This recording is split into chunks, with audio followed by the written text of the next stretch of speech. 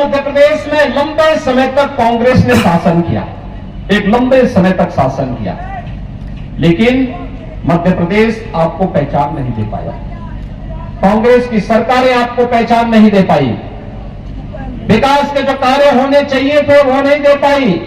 कोई सोचता था आज से 15 साल 20 साल पहले, क्या कोई सोचता था कि पन्ना में भी मेडिकल कॉलेज होगा? सपना था भाइयों बहनों, सपना था। आज वो सपना साकार हुआ है। क्या कोई सोचता था कि नरेंद्र को जोड़ने वाला वो मार्ग बन पाएगा? एक सपना था, आज वो साकार हुआ है।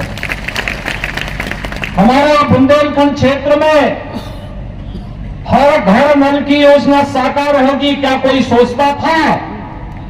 आज तो बेटियों और बहनों को अपने गगरे को सिर में रख करके 2, 5 और 6 किलोमीटर दूर नहीं जाना पड़ता। आज तो हर घर में आरओ का पानी आने की तैयारी कर रहा है, तो आ चुका है, लाने की तैयारी की जा चल रही है।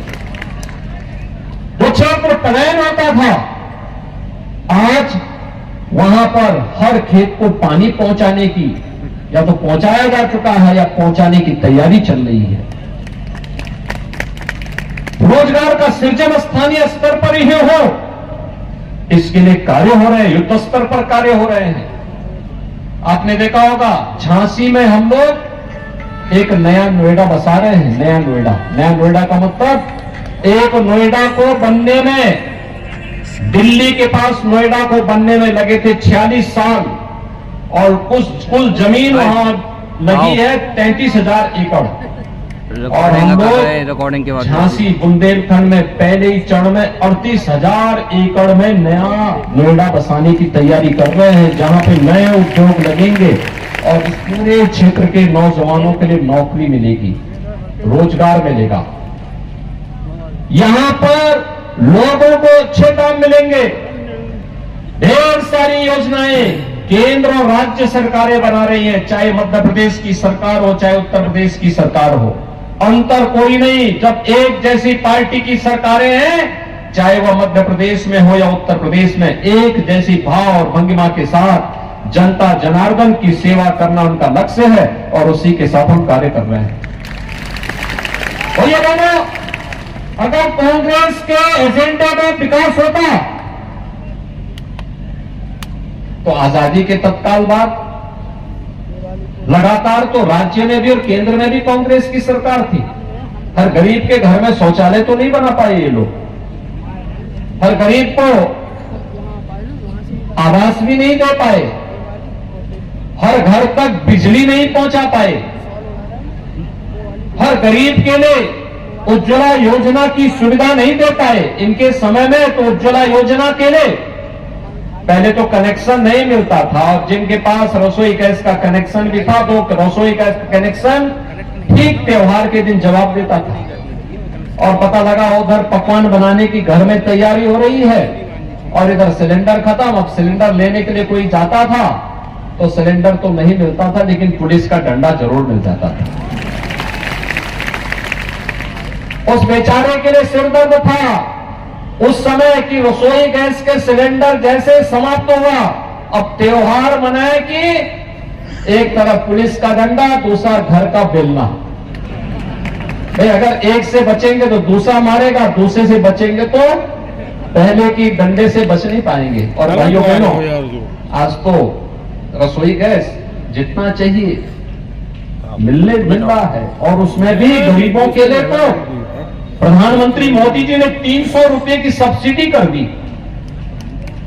खूब उपयोग करिए, कोई समस्या नहीं, आंखें भी ठीक रहेंगी और ईंधन की भी समस्या नहीं। यानी कार्य करने की इच्छा शक्ति होनी चाहिए। पहले गरीब बीमार हो जाता था, सब कुछ बिक जाता था, आज 5 लाख रुपए की स्वास्थ्य बीमा का कवर दे दिया गया। और सरकार ने कहा है, सरकार फिर से बीजेपी ने कहा सरकार में आएंगे तो मध्य प्रदेश में इस राशि को बढ़ाएंगे। बेटियों को कोई पूछता नहीं था, स्कूल नहीं जाती थी, आज तो लाडली बहना योजना ने एक नई लहर पैदा कर दी है। इससे पहले भी लाडली लक्ष्मी योजना ने बेटियों के बारे में सरकार की सोच रही है, इस सोच को दिया था। बेटी बचाओ बेटी पढ़ाओ का कार्यक्रम हो या मातृ वंदना की, जननी सुरक्षा की योजना है, तमाम जो योजनाएं थी, ये केंद्र की या प्रदेश की, ये बीजेपी सरकार की योजनाएं हैं। भाइयों बहनों, इसमें तो मैं बताऊं कौन सी कांग्रेस की योजना है?